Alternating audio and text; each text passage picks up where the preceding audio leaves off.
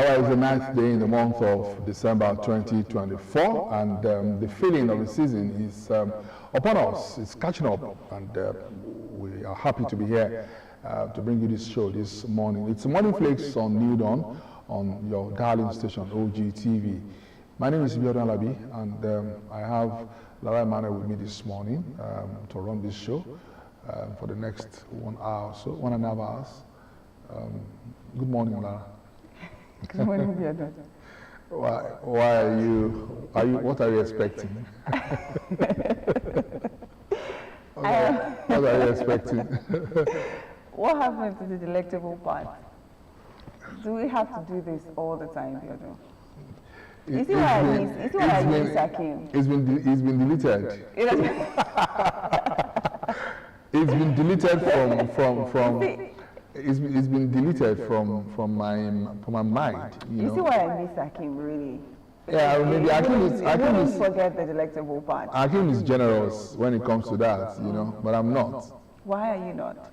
I'm just not, so. Why are you mean? I'm not mean. Those who know that I'm not. Why are you being a sadist? On a Monday morning. Why? So finally, the season is upon us, and it's just a few weeks to Christmas, and few days to your... Few days to Christmas. And few days to what? To you. I wanted you to complete that. And I'm not going to complete anything, because I don't know what's on your mind. Just because you do not want to celebrate with us. I'll celebrate what? I don't know. I don't know. Okay, maybe I want it to come out already. Maybe when the day comes, maybe. Okay. Maybe I'll talk. And for maybe, now. And maybe you will have a celebration with us. Maybe not. Maybe not. Let's get started. Okay, all right. Yeah, okay, so let's get started by looking at what the weather will look like. One thing that is sure at this time of the year is that we're going to have, usually have haze, the cloud is always hazy, and what that tells you, is that you need to be very careful on the roads, we are driving, whether in the morning, very early in the morning, and all that. And for those who also burn things indiscriminately, you have to also be very careful, because things could quickly catch fire, at this period of the year. And also, please take your body hygiene very seriously. It's important for you to moisturize your skin. Please, I don't want to see you having scaly skin. Do you have something to sell? Let's take this break for weather forecast, and then we'll come back shortly.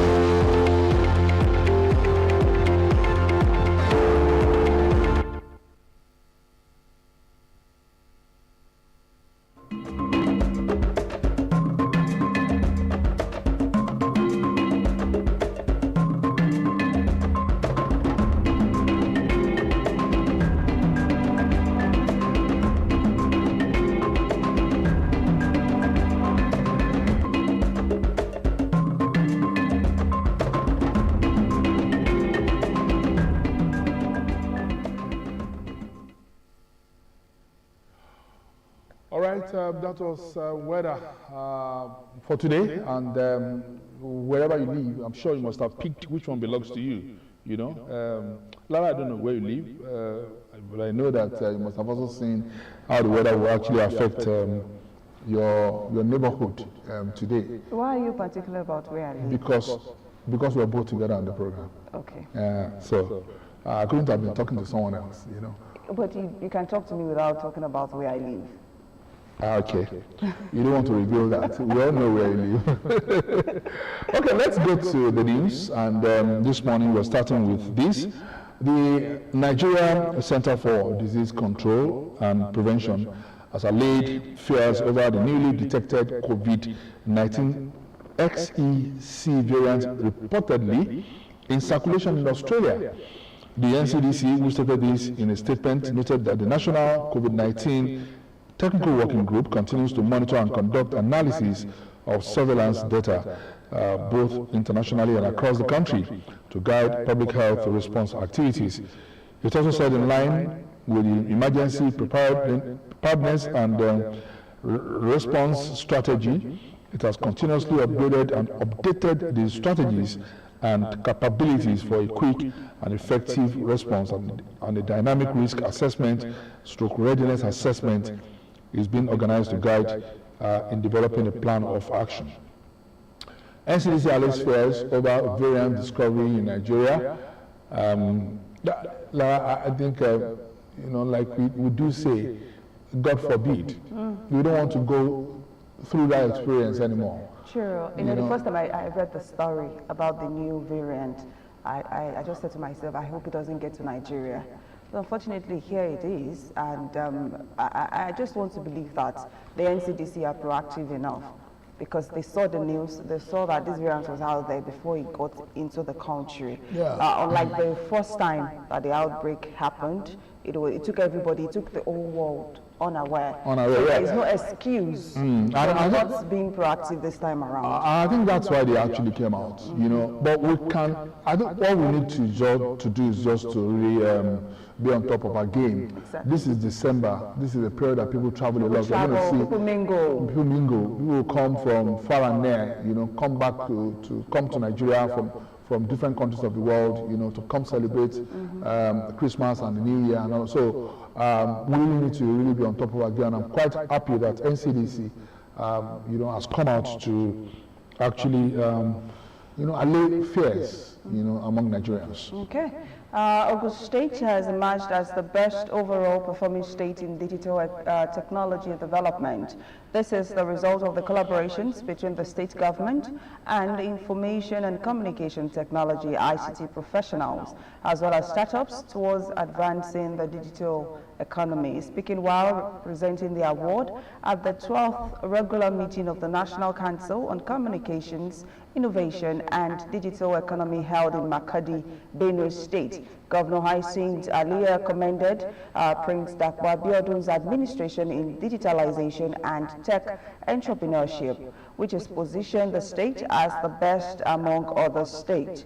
He noted that the award was a testament to the visionary leadership of Governor Abiodun and called for more synergy between ICT professionals and government at all levels to enable the country to attain a maximal level in information technology. And remember that previously the state had received several awards in the sector, including the most digitally compliant state in 2023 by the National Information Technology Development Agency and the best state in e-governance implementation category by the National Council on Communications and Digital Economy, just to mention a few. This is good news. Ogun State setting the records there and making waves for the right reasons. I hope people on X will see this and not just hashtag Ogun State for bad reasons only. This is really good news for us. I mean, you can't underestimate the strength of Ogun State when it comes to ICT. One of the very few states that has or that have some government officials who are particularly in charge of ICT. I know Governor Abiodun has an AC on ICT. The Ogun Tech Hub, has also been doing very well. So it's not strange that the state emerged overall best. This is education. Don't forget. And Ogun State has always been a front runner when it comes to education. In the years past. So. Congratulations to the governor and congratulations to Ogun State. Now, to the federal government, this time around, the federal government has announced plans to partner with the government of Pakistan to improve agricultural production and enhance food security in Nigeria. The collaboration was reviewed during a courtesy visit by the High Commissioner of Pakistan, Major General Sohaili Khan, retired, to the Minister of State for Agriculture and Food Security, Senator Ali Abdullahi. In Abuja, Abdullahi emphasized the importance of fostering stronger agricultural ties between the two nations, citing shared interests and long-standing cordial relationships. He also noted that President Bola Tinubu is actively working to address the challenges posed by insecurity, which impacts agricultural productivity. Pakistan government announces plans to partner Nigeria in agriculture. A lot of good news concerning partnership between countries. Yeah. I mean, especially Nigeria and other countries. We had the one from France recently, and then now this is coming from Pakistan government. Wow, good news. No country. No, I mean, you can't develop in isolation. You know, as a nation. In fact, for any human being, what can we do without each? What can we do without me? You know? A lot of things. Several things. Too many things. Okay, so why are you talking about partnership? Too many things. That you can do without me? Yes. I think the only thing you can do without me is career talk, which we present. Yes, which I present. So, of course... the only thing I do with you is Newton, and that's all. Okay, now let's move on to the president. President Bola Tinubu has vowed to ensure that bad Nigerians face the full wrath of the law. President Tinubu warned that bad actors, whether within or outside Nigeria, will be brought to justice. The president, represented by the National Security Advisor Nuru Bado, spoke at the graduation ceremony of the Executive Intelligence Management Course 17 at the National Institute for Security Studies in Abuja. He reaffirmed his administration's commitment to ensuring security and stability in the country. Okay, President Tinubu vows to apply full wrath of law. Yes, I think that should stand. Whether the president says that or not, if you commit any crime, you should face the law squarely, entirely, completely. Well, some people will just say this is just lip service. You know, they really want to see this come into force. Okay. You know? But like we do say, we just have to continue to wait and see instances where the president has to really, you know, make good examples. Of course, make a scapegoat. We have to wait because truly. I think issues like this goes beyond saying it and making a statement. That's what I'm saying. But of course, at every forum that Mr. President attends or someone represents him, he also needs to express his his intentions. It's not just about body language. You must also be able to act it. You know, walk your talk. You know, and I want to believe that Tinubu really means that when it comes to you know, really making people pay for festering insecurity or insurgency in the country. I think it's been a good year so far. You know, Lara. It's been so far so good for us. If you look at the number of security-wise, number of reports that we've seen this year, you know, I think I may be wrong, but I think statistically, from what I've seen, it's quite better than last year, you know. And I just hope that by the time we enter the new year, we're going to continue that better trend. results. Okay, finally for me, the chairman of Independent National Electoral Commission, Professor Mahmoud Yakubu, has commended Ghana's electoral process, highlighting its innovations and political stability as key factors in the smooth conduct of its 2024 presidential election. Yakubu, who monitored the election and spoke in a short video, observed the political stability inherent in Ghana's democracy, noting that the consistency of its political party structures and voter loyalty. The INEC chairman cited perseverance of the main opposition candidate, a former vice president and the current president, Nana Akufo-Addo, who contested multiple elections before achieving success. The INEC boss also noted that Ghana's approach to managing results at the constituency level, inspired by Nigeria, has improved the efficiency of the electoral process. All right, INEC chairman commends Ghana's electoral process. Yeah. I think we're getting there as a continent, really. Talking about elections, yes, it's not, Rome wasn't built in a day. Yeah, so I think we're getting there. And more effort, I think we'll definitely get there. We're also having less numbers of military coups, you know. I think only a few countries in Africa now are under military rule. Like 2 or 3, I think Burkina Faso, I think Chad, or I'm not too sure. And a particular one came out talking about being debt-free recently. I'm not too sure about the country's name. And you know, I mean, Africa really need to actually get its bearing right. You know, that's when we can actually call the bluff of Western world. You know, it's not really in terms of. When we call it the bluff of them, what happens to working in synergy, working in partnership? Working in synergy, in partnership with them, cannot be overemphasized. You know, we have to do that continually. Okay. But what I'm saying is that you know, we should see. I like to see. The number of Africans that travel to Europe to live in Europe reduce considerably. Okay. Africa is a fantastic place. Africa is beautiful. You know, we have some Europeans who have come to Africa to live in Africa because of our landscape, because of our climate and all that. So why are we not appreciating ourselves? Okay, so what you're trying to say is that you want to see less of Japa. Exactly.